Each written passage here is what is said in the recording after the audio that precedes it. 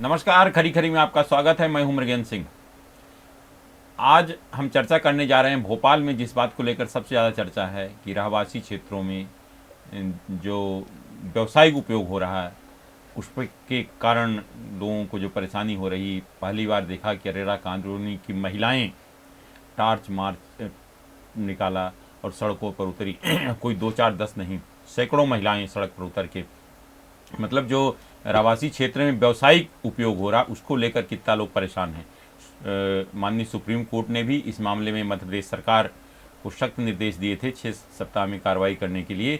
अब पता ही चला है कि उन्होंने मध्य प्रदेश हाई कोर्ट को कहा कि इस मामले में जितनी भी याचिकाएं लंबित हैं सब पर 6 सप्ताह का निराकरण कर दे। अब मध्य प्रदेश सरकार इस मामले को ढकने में लगी क्योंकि गलती नगर निगम की है कि अगर लगातार रहवासी क्षेत्र में अवैध काम होने लगे, वहाँ व्यवसाय उपयोग होने लगे, इसके जिम्मेदार कौन होता है। तो उन पर कार्रवाई से बचने के लिए अब एक नए नए रास्ते अपना रहे हैं। सुप्रीम कोर्ट को भी, न्यायालय को भी गलत जानकारी दे रहे हैं।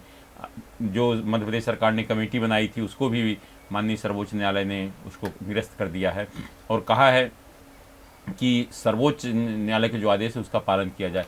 इससे पूरे प्रदेश में खलबली मची हुई। खलबली इस कारण पूरे प्रदेश में राजधानी मामला नहीं है। अगर ये मामला सामने आता है तो मुझे लगता है कि मध्य प्रदेश में लगभग 1000 करोड़ का घोटाला सामने आ सकता है। या अभी तो राजधानी है, फिर उसके बाद आगे जाएगी। कोई भी शहर ऐसा नहीं है जहाँ की रहवासी क्षेत्र में व्यवसाय उपयोग ना हो रहा हो। अब सब लोग परेशान हैं, रहने वाले उनकी चैन छिन गई है कि मतलब ना वो शांत से खा सकते, न सो सकते, दिन रात वहीं न गाड़ी खड़ी कर सकते। आप तो अरेरा कॉलोनी जैसे सबसे पास इलाका माना जाता है, वहाँ आप गाड़ी से नहीं निकल सकते क्योंकि दुकानें में लोग कहीं इधर खड़े हैं, कहीं उधर खड़े हैं, अब व्यवसाय उपयोग हो रहा।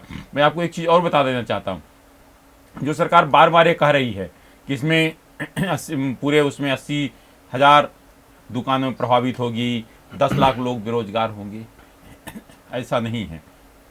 सबसे पहले तो सरकार को ये जानना चाहिए कि वो हैं किसके व्यवसाय उपयोग जो हो रहे हैं। निश्चित रूप से बड़े या प्रभावशाली लोगों के हैं जो यहाँ रहते ही नहीं हैं।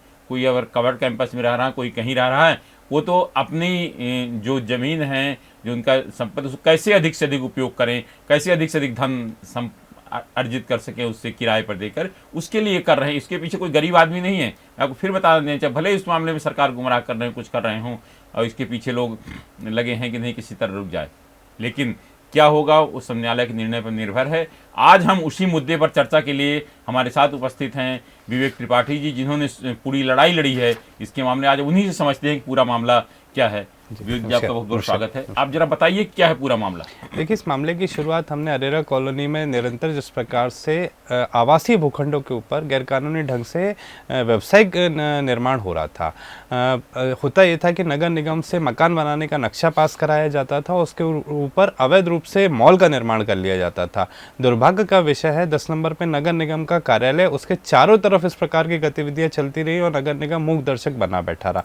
एक मौन स्वीकृति थी भूमाफियाओं के लिए कि आप जो चाहे वो बनाइए, बस हमें हमारा हिस्सा, हमें हमारा कमीशन देते जाइए। जिस तरीके से मकान का नक्शा स्वीकृत करा के उस पर अवैध तरीके से मॉल का निर्माण किया जाता था, उसमें पब खोले जाते थे, उसमें बार खोले जाते थे, आवासीय क्षेत्र का जीना दुश्वार कर दिया है। हम लोग अरेरा कॉलोनी पॉश कॉलोनी कहलाती थी, परंतु आज अरेरा कॉलोनी के रहवासी नरकी जीवन जीने के लिए मजबूर है। जिस प्रकार से एक आर्य समाज मंदिर के सामने शराब की दुकान खोल दी गई और हम उसका विरोध करते रहे, 1.5 साल से ज़्यादा हो गया, जिला प्रशासन ने किसी भी प्रकार की कोई कार्रवाई नहीं की। जब हम माननीय न्यायालय की शरण में गए, हम माननीय मानव अधिकार आयोग की शरण में गए, किसी भी प्रकार की कोई राहत अरेरा कॉलोनी के निवासियों को नहीं मिली। माननीय सर्वोच्च न्यायालय ने जब स्वतः संज्ञान लेते हुए देश भर में इस प्रकार के जितने भी गंभीर मामले हैं जिसमें भूखंड का जो उपयोग था उसके विपरीत निर्माण करके भूमाफियाओं ने लाभ अर्जित करने का प्रयास किया, उसके खिलाफ में सर्वोच्च न्यायालय ने जब कड़ी कार्रवाई के निर्देश दिए, 20 मई को पूरे देश भर में सभी राज्यों की राजधानी के नगर निगम कमिश्नर्स को निर्देशित किया गया कि आपके यहाँ आवासीय भूखंड पे जितनी भी व्यावसायिक गतिविधियां गैरकानूनी ढंग से चल रही हैं उनको खत्म कीजिए, उन पे कार्रवाई कीजिए। उस कार्रवाई की एक्शन टेकन रिपोर्ट 4 अगस्त 2026 को माननीय सर्वोच्च न्यायालय के सामने प्रस्तुत कीजिए। आप आश्चर्य की बात देखिए कि भोपाल नगर निगम ने उसमें भी सर्वोच्च न्यायालय को गुमराह करने में कहीं कोई कोर कसर नहीं छोड़ी। पहले तो दिखावे की कार्रवाई की गई, कहा गया कि 450 लोगों को नोटिस दिए हैं, रोज संख्या बढ़ती रही, 1500 लोगों को नोटिस देने की बात कही गई। सीलिंग की जब कार्रवाई की बात हुई तो हमें लग रहा था 1500 2000 अवैध निर्माणों पे ये शायद कार्रवाई करना चाहते हैं। जब हम सड़कों पे निकले तो हमने देखा इस शहर का 75% मार्केट ही बंद हो गया।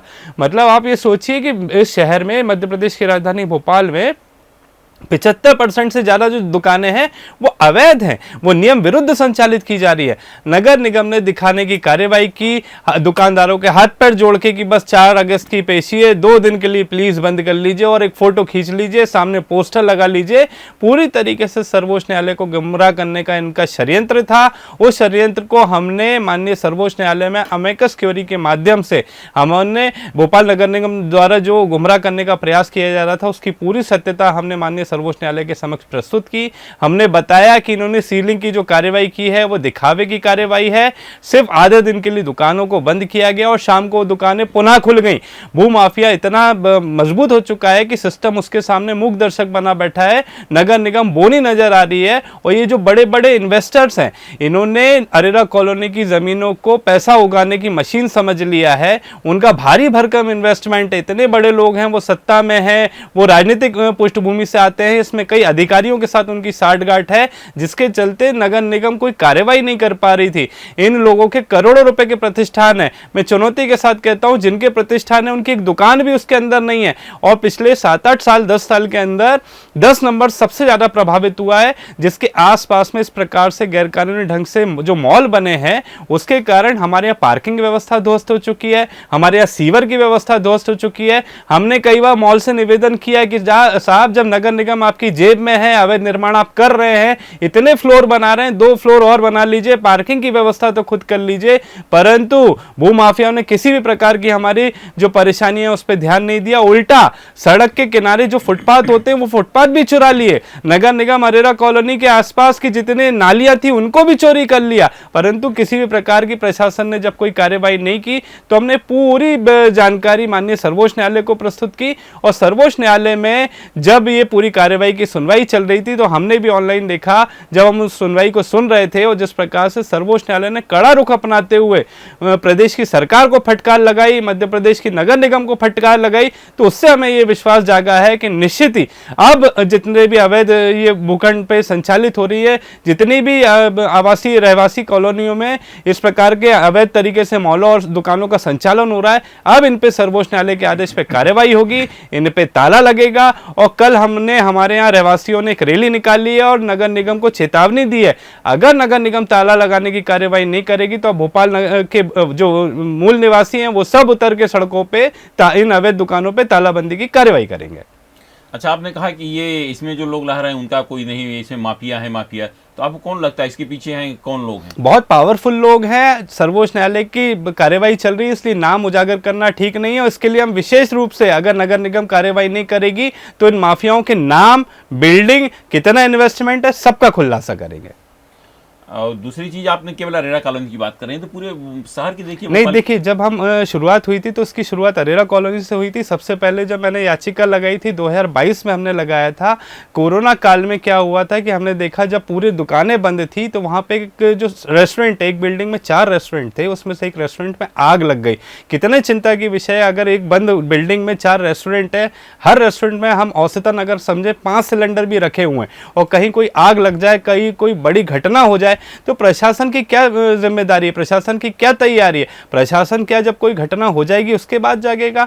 आज अरेरा कॉलोनी के सीवर सिस्टम, अरेरा कॉलोनी को बसे हुए 50 साल के आसपास हो गया। 1968 में 68 में जब इसकी नींव रखी गई थी तब हम लोगों को प्लॉट देने से पहले सरकार ने यह आश्वासन दिया था कि यहाँ पे सिर्फ आवासीय होगा और हमें लीज पे भूखंड प्रदान किए गए थे और हमारा परिवार चाहता है वहाँ पे शांति सुकून के साथ में रहे। परंतु भू माफियाओं की गिद्ध दृष्टि जब से उस भूमि पर पड़ी है तब से हमारा चैन सुकून वहाँ पे खत्म हो गया। हमारी लड़ाई सिर्फ अरेरा कॉलोनी को लेकर थी, परंतु जब सर्वोच्च न्यायालय का निर्णय आया और सर्वोच्च न्यायालय ने निर्देश दिया तो भोपाल नगर निगम ने मार्किंग करनी शुरू की और 75% इस शहर का मार्केट बंद हो गया। अगर ये अवैध निर्माण हो रहा था, अवैध मार्केट फल फूल रहा था, तो नगर निगम क्या कर रही थी? नगर निगम क्यों मूक दर्शक बनी बैठी थी? जब आप उस भूखंड पे मकान बनाने का नक्शा पास करते हैं तो दूसरी तरफ आप उससे कमर्शियल टैक्स कैसे ले सकते हैं? एक जादुई पर्ची है भोपाल के अंदर जिसको कमर्शियल टैक्स कहा जाता है, जहां पे नियम विरुद्ध आवासीय भूखंड पे आप कमर्शियल टैक्स लेकर उनको मौन स्वीकृति दे रहे हैं, आप उनके हौसले को बढ़ोतरी कर रहे हैं, जिसके कारण आज भूमाफिया फला फूसा और उसने वहां पे इन्वेस्टमेंट किया, जिसके कारण आम रहवासियों को परेशानी का सामना करना पड़ा। तो आप क्या सोचते हैं, जो सरकार रही कि 80,000 दुकानें हैं, 10 लाख लोग बेरोजगार होंगे, तो ये सही है या गलत है? नहीं, देखिए उसका बीच का एक रास्ता निकाला जा सकता है। इसी प्रकार की कार्यवाही मेरठ में भी हुई। मेरठ में जो अवैध मॉल थे उनको तोड़ने का और उनके सीलिंग करने का काम किया गया, और साथ में जो छोटे दुकानदार हैं उनकी आजीविका पे कोई असर ना हो इसके लिए विस्थापन का रास्ता निकाला गया। मैं आपको बताना चाहता हूं, जब अरेरा कॉलोनी का निर्माण हुआ था तो उसके आसपास व्यावसायिक गतिविधियों के लिए बिट्ठन मार्केट हो गया। खुद सरकार ने जनता के टैक्स के पैसे से व्यावसायिक कॉम्प्लेक्स बनाए। मैं आपको बताना चाहता हूं, हमारे पास में मानसरोवर कॉम्प्लेक्स बनाया गया, मेट्रो प्लाजा बनाया गया, मेट्रो वॉक बनाया गया।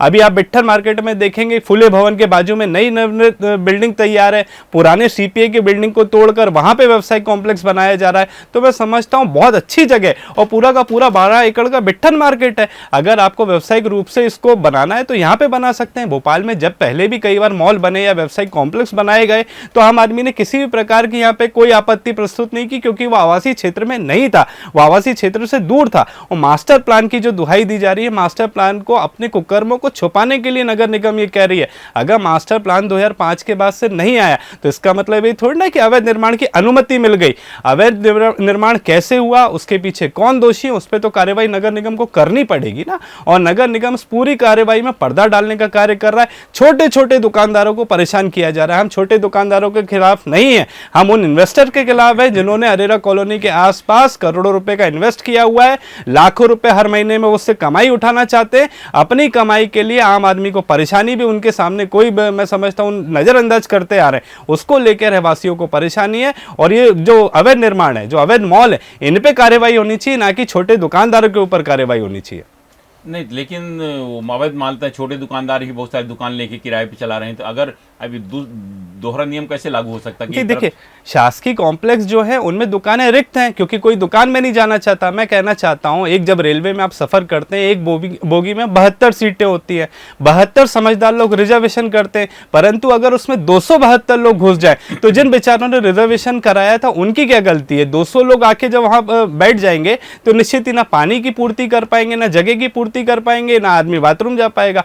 बिट्ठन मार्केट के पास में सब्जी मार्केट के लिए जगह निर्धारित हुई थी। अब अगर कुछ लोग जिद पे अड़ जाएं कि नहीं, मुझे तो सड़क पे खड़े होकर ठेला लगा के सब्जी बेचनी है, तो नगर निगम वहां पे कार्रवाई करता है, ठेले को जब्त कर लेता है। कोई छोटी दुकान होती है तो नगर निगम कार्रवाई करता है। ये बड़े मॉल के सामने जाके पता नहीं नगर निगम की टांगे क्यों कांपने लगती है, नगर निगम कार्रवाई नहीं कर पाता। तो ये दिखाता है कि नगर निगम इन भूमाफियाओं के सामने बोना नजर आ रहा है।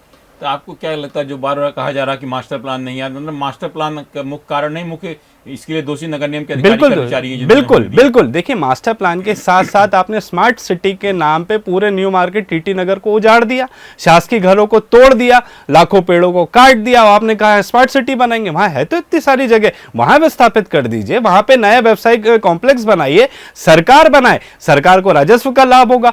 मानसरोवर कॉम्प्लेक्स जो आपने पैसा खर्चा करके बनाया था, मेट्रो प्लाजा जो आपने पैसा खर्चा करके बनाया था, इन दुकानों को वहां पे शिफ्ट कीजिए ना। मान लीजिए मुझे मोबाइल खरीदना है, मैं नेहरू नगर में रहता हूं, मुझे 10 नंबर भी आना बराबर पड़ेगा, मानसरोवर कॉम्प्लेक्स भी आना बनाना बराबर पड़ेगा। तो निश्चित ही सिर्फ अपनी गलती, अपने कुकर्म, अपने भ्रष्टाचार पे पर्दा डालने के लिए मास्टर प्लान का सहारा मत लीजिए। मास्टर प्लान 2005 में जब बनाया गया था तब भोपाल की जो जनसंख्या है उसको 25 लाख का अनुमानित समझा गया था। आज भी भोपाल की जनसंख्या मैं समझता हूं रिकॉर्ड में 25, 27 या 28 लाख होगी, उससे ज्यादा तो नहीं होगी। और मास्टर प्लान अगर रुका है तो ये सरकार की गलती है। इसमें सीधे तौर पर रहवासियों को क्यों परेशानी का सामना करना पड़ेगा? इसमें जिम्मेदारी नगर निगम की, अपनी जिम्मेदारी को स्वीकारे, अपनी गलती को सुधारे, और रहवासी और व्यवसायियों के बीच में जो टकराव की स्थिति बन रही है उसको कंट्रोल करे। अगर मान लीजिए सरकार नहीं मानती हाई कोर्ट, सुप्रीम कोर्ट का, फिर उसके बाद क्या करेंगे आप? सुप्रीम कोर्ट देखिए, हम अगर मान लीजिए हमारी जो स्पष्ट निर्देश आए हैं सुप्रीम कोर्ट के, अगर उसकी परिपालन नहीं होता है तो हम माननीय सर्वोच्च न्यायालय में अवमानना याचिका दायर करेंगे और नगर निगम के जो दोषी अधिकारी हैं उन पर कार्रवाई कर पाएंगे। आज सिर्फ इतना ही। इस तरह खबरों के लिए हमारे चैनल पब्लिक वाणी से जुड़े रहिए। आपके पास भी कोई खबर है तो हमें जरूर बताएं। हाँ, आपसे एक अनुरोध जरूर है कि अगर अवैध निर्माण, विशेषकर आवासीय क्षेत्रों में आपके पास कोई जानकारी है तो हमें आप जरूर बताएं। हम आपको यह आश्वासन देते हैं कि आपके नाम को गुप्त रखेंगे। आप जो भी जानकारी देंगे उसको हम प्रकाशित करेंगे।